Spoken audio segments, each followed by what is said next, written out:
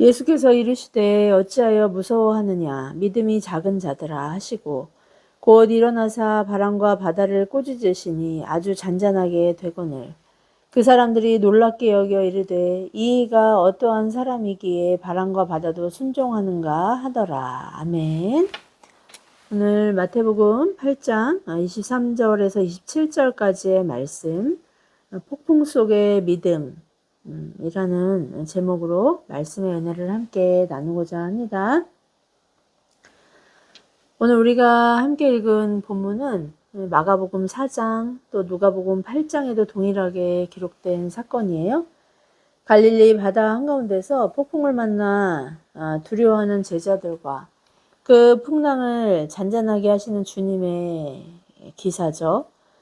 복음서의 저자들은 각자 그 성령의 감동하심을 따라서 당시 말씀을 듣는 청중을 염두에 두고 같은 사건을 조금씩 다른 강조점으로 증언했어요. 마태는 이 말씀을 유대의 그리스도인들을 대상으로 해서 선포했었던 거죠. 오늘 마태복음의 본문은 주님이 산상수훈에서 제자도를 말씀하신 이후 산을 내려오셔서 많은 기적을 베푸신 후에 제자들과 함께 배에 오르시고 그리고 풍랑을 만나면서 제자도란 무엇인지를 실제적으로 보여주신 기록이에요. 마가는 바람과 바다를 잠잠케 하시는 주님이 그냥 존경할 만한 위인이나 스승 정도가 아니라 창조주 하나님이심을 다른 복음서에서 증언했죠. 또 누가는 풍랑 앞에서 동요하는 제자들을 향해 그들의 시선이 주님이 아니라 환경과 폭풍을 향해 있음을 주님이 지적하셨다고 그렇게 기록했어요. 우리는 종종 예수님을 믿으면 인생에서 큰 문제를 만나지 않거나 또 재난에서 안전할 거라고 착각하거나 또 그렇게 되기를 바라요. 그러다 진짜 상상하지 못했던 하늘이 무너진 것 같은 그런 고난을 만나면 제일 먼저 어떤 생각을 할까요? 제가 그랬거든요.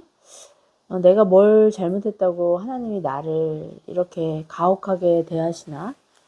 왜 나만 징계하시는 거지? 라면서 이런 두려움에 사로잡히죠. 그래서 회개하죠. 간절히 회개하면서 또 그 문제를 해결해 달라고 하나님께 울부짖으면서 매달려요. 그래서 문제가 해결되면 너무너무 감사하죠. 하지만 해결되지 않으면 어떻게 될까요? 하나님을 불신하면서 어찌 보면 그리스도인이라고 하지만 그의 삶은 실천적인 무신론자가 되는 거예요. 하나님 없는 사람처럼 그렇게 살아가요. 그래서 결국 교회를 떠나기도 해요. 왜일까요? 하나님이 아닌 나 자신의 믿음과 공로를 신뢰했기 때문이에요. 하나님을 신뢰한 것이 아니라 나의 강함을, 나를 신뢰했던 것이죠. 그러나 주님은 단 한 번도 우리에게 이 고난을 패스하게 해준다거나 주님을 믿으면 꽃길만 걸을 거라고 그렇게 말씀하신 적이 없어요. 도리어 누구든지 나를 따라오려거든 자기를 부인하고 자기 십자가를 지라고 하셨죠. 세상에서 환난을 당하나 담대하라고 내가 세상을 이겼다고 말씀하셨어요. 왜 이렇게 말씀하셨을까요? 제자의 길에도 폭풍은 오기 때문이에요. 그래서 창조주 하나님이신 주님이 그 폭풍을 십자가에서 친히 겪으셨던 것이죠. 우리가 믿음의 경주를 완주하고 승리할 수 있는 것은 주님이 세상 끝날까지 함께 하시기 때문이에요. 우리는 고난에서 제외되는 특혜를 얻기 위해서가 아니라 영원히 나와 함께 하시는 주님을 신뢰하기 때문에 이 제자의 길에서 십자가를 지고 자신의 이기심과 정욕을 부인하기 위해 분투하고 있는 것이죠. 사랑하는 성도 여러분, 지금 폭풍 같은 고난 가운데 계신가요? 주님이 우리의 인생의 주인이시자 우리 인생의 배의 선장이세요. 이 배가 파산하는 것도 또 소원의 항구로 무사히 귀환하는 것도 모두 선장의 손에 달려 있어요. 선원들은 선장이 시키는 대로 선장만 바라보면서 그렇게 각자의 위치에서 각자가 할 수 있는 일을 하면 되는 거예요. 그런데 이 선장 어떤 분이신가요? 이 배를 파손시키는 그런 무능한 선장일까요? 아니죠. 폭풍을 꾸짖고 잠잠케 하시는 창조주 하나님이세요. 우리의 믿음은 작지만 때론 시선이 흔들리기도 하지만 주님은 크신 분이에요. 우리를 붙드시고도 남는 만물을 붙드시는 그 손을 가지신 분이죠. 지금의 폭풍 속에서도 우리와 함께 하시는 크신 주님을 바라볼 수 있길 바랍니다. 나의 열심과 자원을 의지하는 그 작은 믿음에서 돌이켜 우리를 목적지까지 무사히 인도하시겠다고 약속하신 주님만 의지할 수 있는 저와 여러분 되길 축복해요. 우리는 형편이 괜찮을 때는 내 믿음이 그래도 괜찮다고 착각하기 쉬워요. 기도 생활도 규칙적으로 하고 말씀도 읽고 봉사와 나눔을 적극적으로 할 때면 특히 그렇죠. 또 교회에서 중직자가 되거나 저 같은 목회자라면 더더욱 이런 착각에 빠지기 쉬워요. 평안한 바다에서는 누구나 담대할 수 있어요. 그러나 언제 우리의 믿음이 얼마나 정말 하찮은 것인지 보잘것없는지를 깨닫게 되나요? 바로 폭풍 같은 고난 앞에서예요. 오늘 제자들을 보세요. 그들은 방금 전까지 산 위에서 놀라운 주님의 팔복 설교를 듣고 깊은 감동을 받았어요. 산에서 내려오니까 많은 사람들이 병을 고쳐달라고 주님께 모여들면서 아우성을 쳤죠. 주님은 아무 가망 없어 보이는 나병 환자까지 모두 치유해 주셨어요. 제자들은 주님이 말씀하신 제자도가 참 도파민 터지는 신나는 일이라고 그렇게 생각하지 않았을까요? 오늘 본문에 23절에서 배에 오르심에 제자들이 따랐더니 라고 이렇게 기록되어 있는데요. 이 제자들은 자기 마음대로 배를 탄 것이 아니에요. 예수님을 따라 배에 탔어요. 제자답지 않나요? 예수님이 가시는 대로 배에 타고 가자고 하시니까 배를 탄 거예요. 마가복음 4장 35절에서는 주님이 우리가 저편으로 건너가자 이렇게 말씀하셔서 배를 탔다고 하거든요. 제자들은 주님의 말씀에 순종해서 배를 탄 거예요. 그런데 어떻게 됐을까요? 풍랑을 만났어요. 주님의 말씀에 순종했다고 폭풍이 없는 게 아니에요.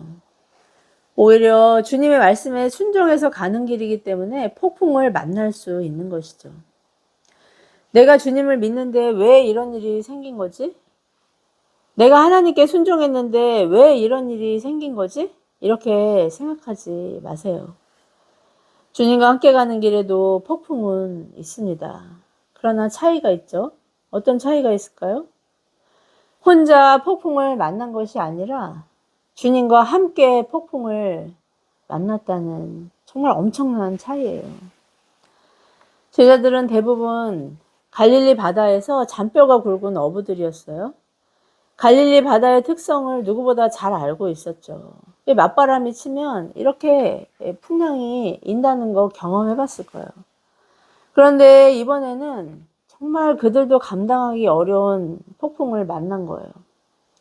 배 안에 물이 가득 차고 정말 자신들이 할 수 있는 일은 이게 모든 것을 다 했어요. 물을 퍼내고 죽기 살기로 노를 젓고 정말 몸부림을 쳤죠. 그런데 주님은 어디에 계셨을까요? 주님은 그 난리법석인 배 뒤쪽인 고물에서 주무시고 계셨어요. 24절에 그렇게 주무시고 계시다고 기록되어 있죠.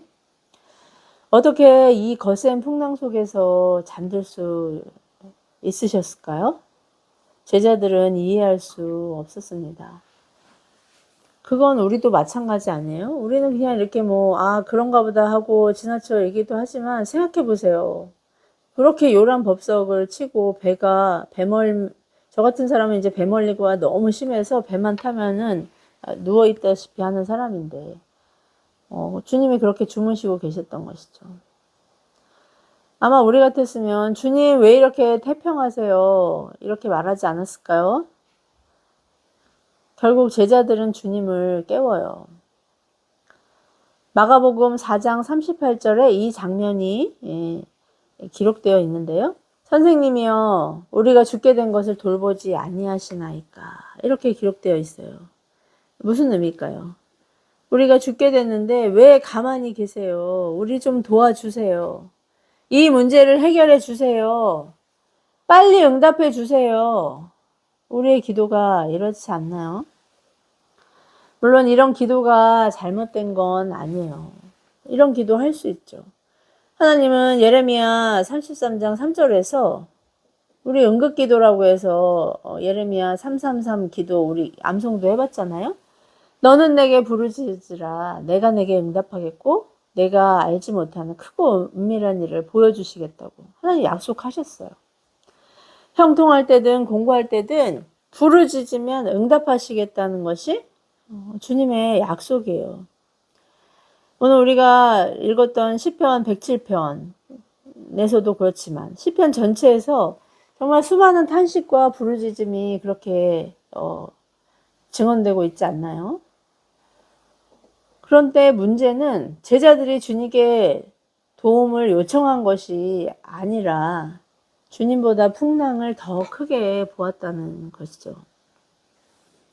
오늘 본문 26절에서 주님은 말씀하세요. 어찌하여 무서워하느냐 믿음이 작은 자들아. 여기서 주님은 너희에게 믿음이 없다고 하시지 않았어요. 믿음이 작다고 하셨죠. 제자들에게 믿음은 있었어요. 문제가 생기니까 예수님을 깨운 거예요. 그런데 그 믿음이 폭풍 앞에서 작아져 버렸죠. 수많은 주님의 권능을 목격했지만 정작 자신들의 위기 앞에서는 예수님보다 폭풍이 더 커 보였던 거죠. 이것이 바로 주님이 말씀하신 작은 믿음이에요.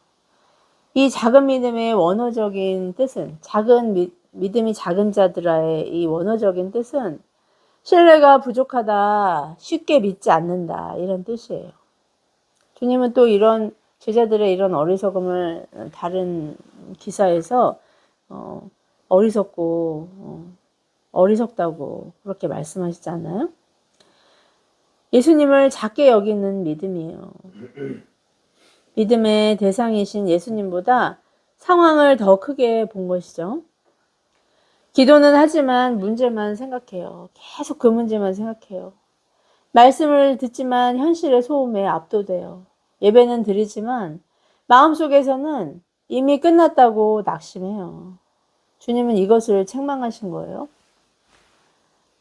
주님은 동일한 상황인 누가복음에서 이렇게 묻고 계시죠. 너희 믿음이 어디 있느냐?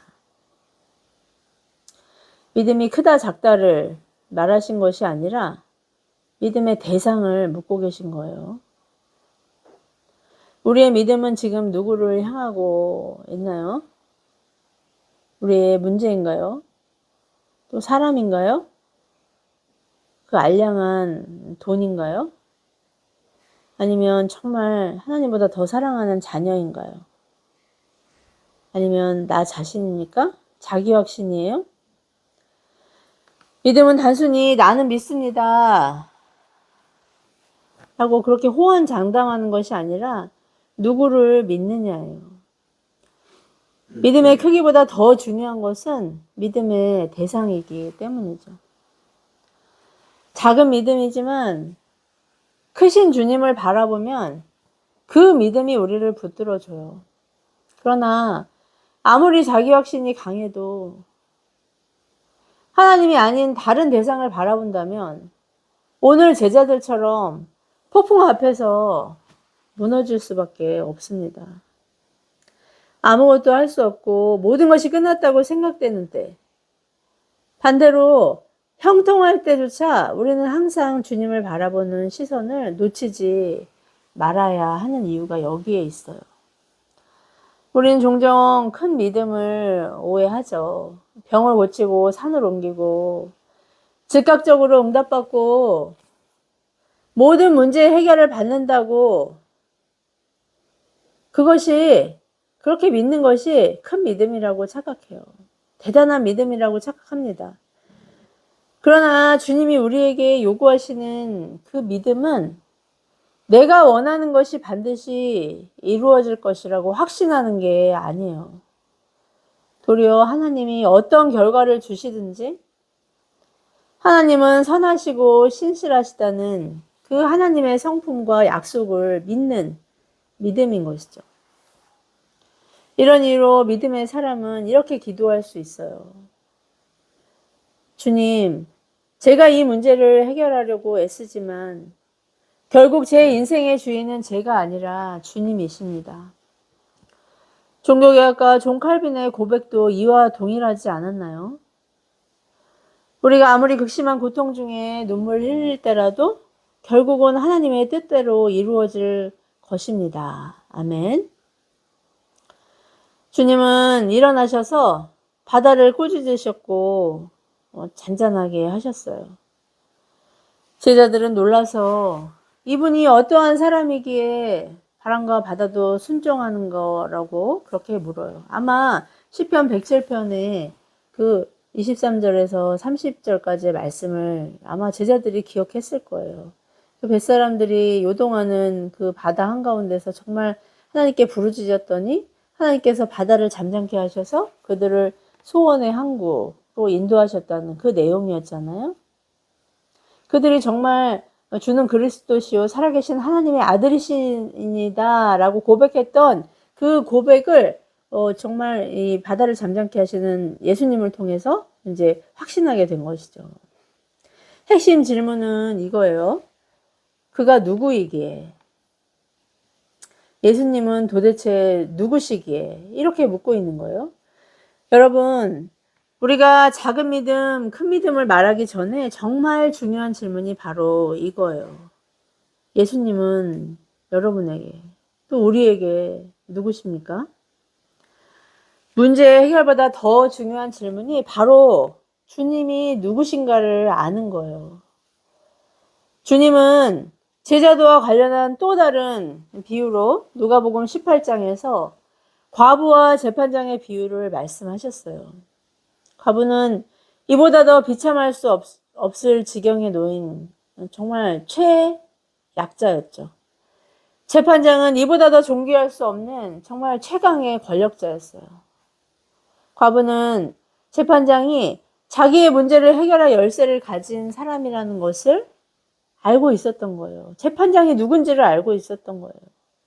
그러니까 그 앞에서 그가 아무리 무시하고 모른 척해도 그냥 밤낮으로 부르짖었던 것이죠. 재판장은 밤낮 시끄럽게 부르짖는 과부가 너무 귀찮아서 그 소원을 들어주게 돼요. 주님은 하나님이 그 하나님도 두려워하지 않는 그 악한 재판장처럼 우리가 귀찮아서 아니면 우리의 지극 정성이 너무나 기특해서 응답을 해준다고 그렇게 약속하셨나요? 아니죠. 하나님은 그리스도 안에 있는 우리를 사랑하시고 돌보시는 좋은 아버지시기 때문에 응답을 주신다고 그렇게 말씀하셨던 거예요.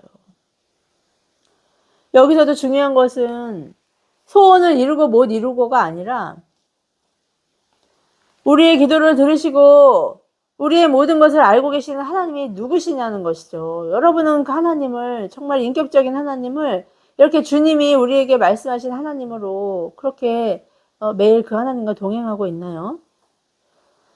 하나님의 선하심과 신실하심과 전능하심을 이 과부가 재판장을 알듯이 우리가 하나님을 아는 자녀라면 마땅히 주님께 부르짖을 때 가장 좋은 것을 받을 것이라는 그 기대로 낙심하지 않고 의심하지 않고 주님께 나아갈 수 있는 것이죠. 그리고 무엇보다도 주님은 내가 현재적으로 당하고 있는 이 죽을 것 같은 고통을 모르는 분이 아니세요. 주님은 하늘에서 우리를 작가들이 뭐 전지적 작가 시점, 관찰자 시점으로 그렇게 떨어져서 보고 계신 분이 아니라 작가가 실제적으로 그 작품의 주인공이 되어서 그 배우들과 함께 하시면서 직접 우리 삶에 개입하셔서 우리와 동일한 고난을 겪으시고 그 고난 중에 믿음이 작은 우리를 붙드시는 전능하신 하나님이신 것이죠. 주님은 이것을 십자가에서 친히 피를 흘려 그 몸을 찢으심으로 또 죽으심으로 우리를 하나님의 진노와 심판에서 구원하심을 통해 보증하셨어요. 죄로 죽을 수밖에 없는 우리에게 당신의 생명인 그 영생을 값없이 주셨죠. 이렇게 우리를 당신의 피로 사신 이 주님이 영생의 문제와는 비교도 되지 않는 이 유한한 이 땅에서의 이 문제들 하나님 모른 척 하시겠어요? 아니죠. 주님의 이 약속에 근거해서 우리는 폭풍 가운데 담대히 부르짖을 수 있어요. 주님, 저 두려워요. 주님, 저는 잘 모르겠어요.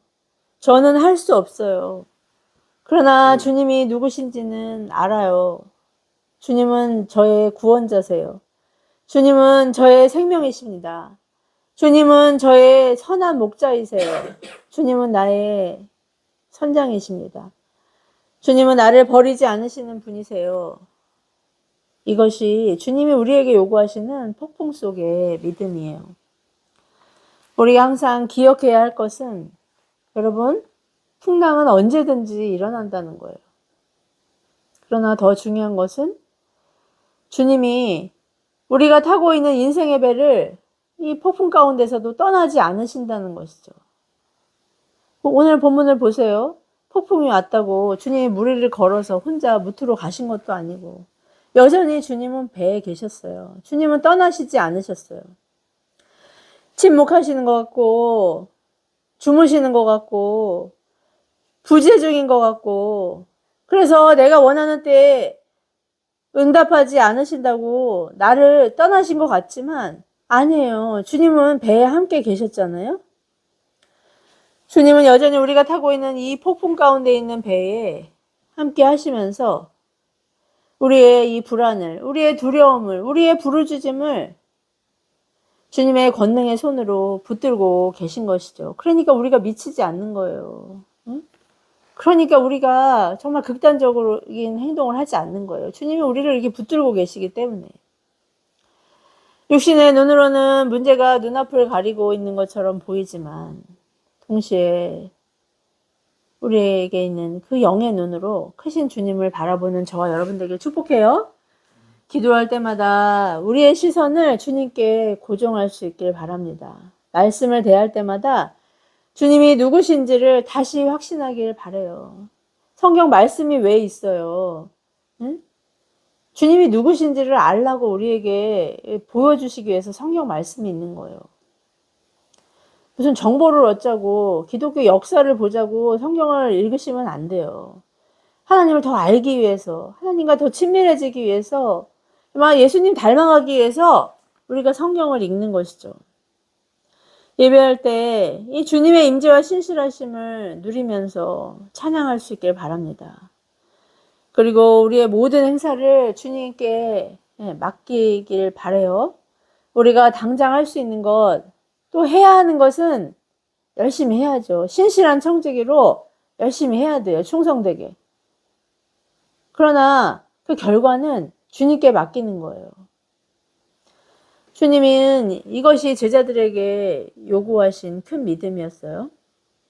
우리에게 가장 큰 위로가 무엇일까요?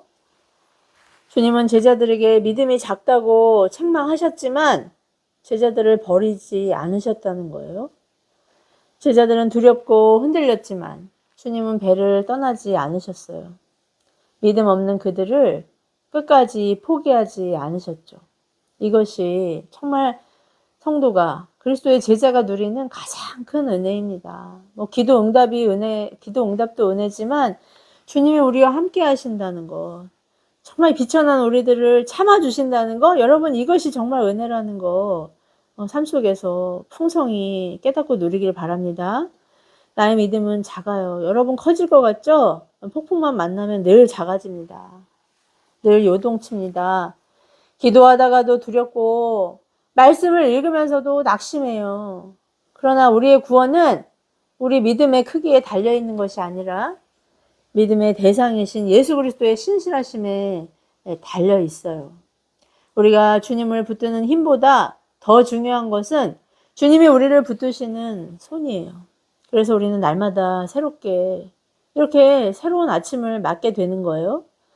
내 믿음이 작으면 작은 것을 인정하세요. 주님이 나를 불쌍히 여겨주실 거예요. 작은 믿음으로 크신 주님을 바라볼 수 있길 바랍니다. 이것이 우리가 누리는 가장 큰 의제이자 소망이에요. 사랑하는 성도 여러분, 오늘 제자들의 고백을 기억할 수 있길 바라요. 그가 누구이기에 바람과 바다도 순종하는가? 주님은 우리에게 누구십니까? 주님은 창조주이시자 하나님이시자 참 사람이신 예수 그리스도로 우리에게 오셔서 우리 인생의 배에 함께 타신 분이에요. 폭풍 속에서도 우리를 떠나지 않으시는 분이죠. 바람과 바다를 다스리시는 분이세요. 우리의 죄를 대신해 십자가에서 죽으신 분이죠. 우리에게 영생을 주시고 하나님의 자녀가 되는 권세를 주시기 위해 죽음을 이기시고 부활 승천하신 구원자이십니다. 그리고 세상 끝날까지 우리와 함께 하시겠다고 약속하신 신실하신 우리의 주님이세요. 주님은 오늘 우리가 주님보다 문제를 더 크게 보는 이 착시에서 돌이키길 원하세요. 나의 자금과 무능을 주님께 솔직하게 내어 맡길 때 비로소 하나님의 크심과 전능하심이 나타나는 은혜의 통로가 열릴 거예요. 주님, 이 폭풍을 없애주세요 라고 기도할 수 있죠. 하지만 주님, 폭풍 속에서도 제가 주님을 바라보는 시선을 놓치지 않게 해주세요 라고 기도할 수 있길 바랍니다. 주님, 저를 소원의 항구, 우리 교회 이름이 주말씀 헤이븐 교회인데 그 헤이븐의 뜻이 바로 이 시편 107편에서 나온 말씀이에요. 피난처, 안식처란 의미인데 그렇게 주님이 우리를 소원의 항구로 인도해 주실 거예요. 그러나 우리가 가고 싶은 항구가 아니라 주님이 원하시는 항구로 인도해 주시길 그렇게 기도할 수 있길 바랍니다. 잊지 마세요. 폭풍은 반드시 우리의 믿음을 시험합니다. 그러나 폭풍이 우리의 마지막 종착지가 아니에요. 폭풍 속에서도 온전한 평안으로 주무셨던 주님의 그 평강이 오늘 우리의 심령과 삶을 주장하길 축복합니다. 주님을 바라보는 기도와 말씀의 시선을 놓치지 않고 마침내 우리를 그 시편 107편의 뱃사람들의 고백처럼 소원의 항구, 피난처, 안식처, 평안으로 인도하실 크신 주님을 찬양하고 구원의 감격을 회복하는 저와 여러분 되길 축복해요. 기도하시겠습니다. 자비로우신 하나님 아버지 은혜를 감사합니다. 폭풍 가운데 우리의 그 믿음 없음을 불쌍히 여기시고 우리가 두려워하는 이 풍랑을 잠잠케 하시고 또 고요케 하신 신실하시고 전능하신 하나님을 찬양합니다. 하나님, 문제보다 크신 하나님, 또 문제를 주관하시고 다스리시는 그 전능하신 하나님을 더욱더 신뢰하고 의지하는 주님 기뻐하시는 그 제자의 여정, 삶의 여정 가운데 주님이 늘 동행하시며 또 우리의 기도를 들으신다는 것 온전히 신뢰하며 또 확신하며 끝까지 주님께서 이끄시는 그 표대이신 그 소원의 항구까지 나아갈 수 있는 담대한 주님의 제자와 또 증인으로 승리하는 저희 모두가 될 수 있도록 은혜를 더하여 주시옵소서. 모든 말씀 보배롭고 존귀하신 우리의 주요 구주가 되시는 예수 그리스도의 이름으로 간절히 기도드리옵나이다. 아멘.